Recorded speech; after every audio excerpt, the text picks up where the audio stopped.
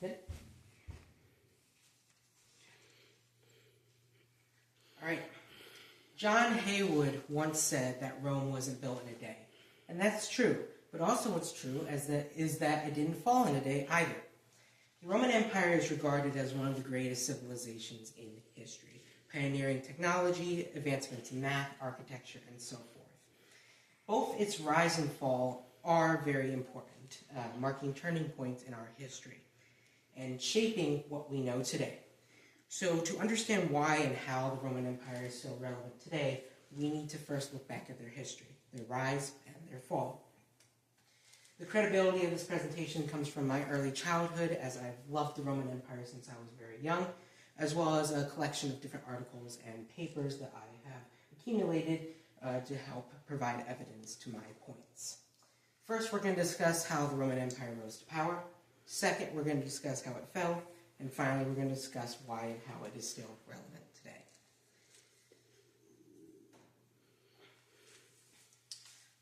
Firstly, discussing the rise of the Roman Empire with its rulers, its expansion, and a cultural renaissance.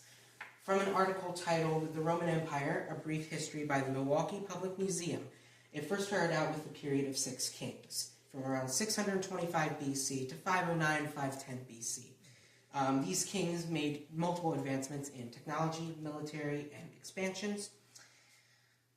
Next, from an article from National Geographic titled Rome's Transition from Republic to an Empire, the last king within this period of 6 kings died in 509-510 BC, which then allowed Rome to transition from a monarchy to a republic, forming a government, a senate, and a little bit later, the Senate would branch out into different legislative branches, and so forth.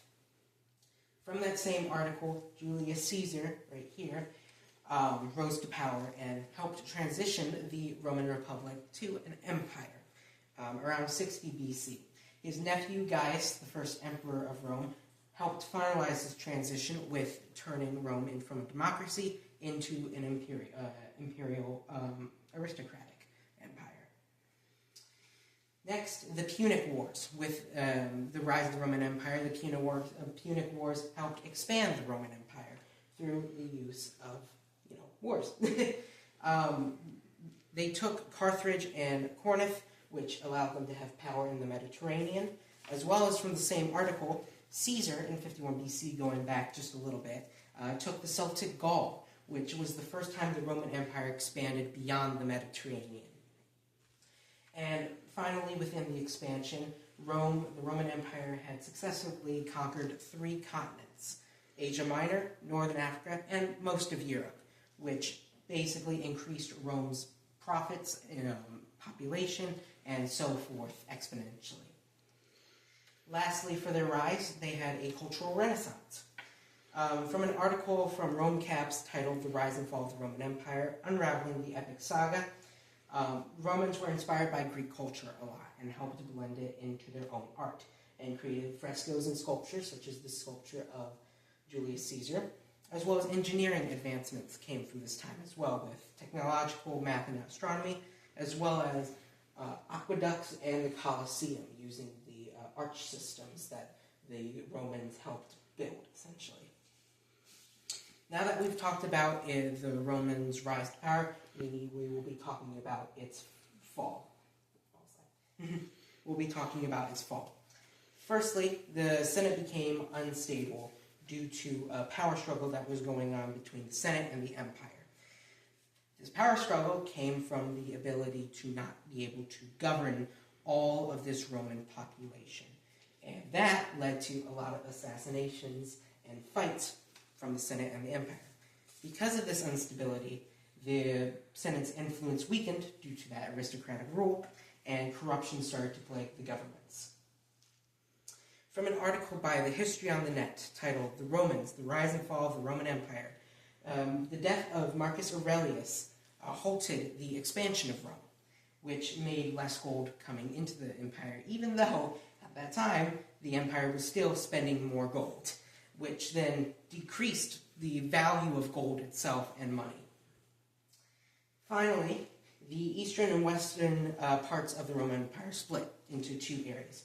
While this did help the Roman Empire govern its people a little bit better, it ultimately decreased military strength and led to a ton of barbarian invasions by the Gothics and the Vandals, raids, bandits, and so forth, which led to both of the parts of the Roman Empire falling little by little. Now that we've talked about the fall of the Roman Empire, it's time to talk about why it's still relevant today. From an article titled "Traces of the Rome in the Modern World" by National Geographic, the Rome justice system was used as a rough guide for our court system today, such as trials, evidences, and witnesses. Moreover, the government systems of the Senate, the branches, legislative branches, checks and balances, and so forth, were also inspired by the Roman system during its Republic phase. Also, Roman engineering is very prominent today still, as with the Colosseum, aka amphitheaters, that can be used for concerts, football fields, and movie theaters, that kind of circular seat arrangement going up, as you can see.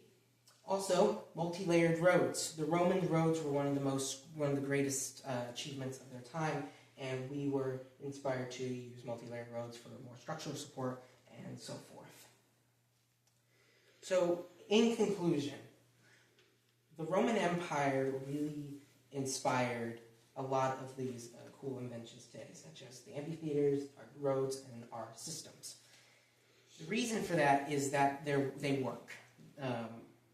There's a saying that's like, don't reinvent the wheel. And instead of reinventing the wheel here, we actually built upon that wheel. And the same thing goes for the Romans. They built upon what the Greeks had already built upon from their ancestors and so forth. So in conclusion, we should keep looking back at our roots, but also keep building upon what our ancestors did to continue to improve our world.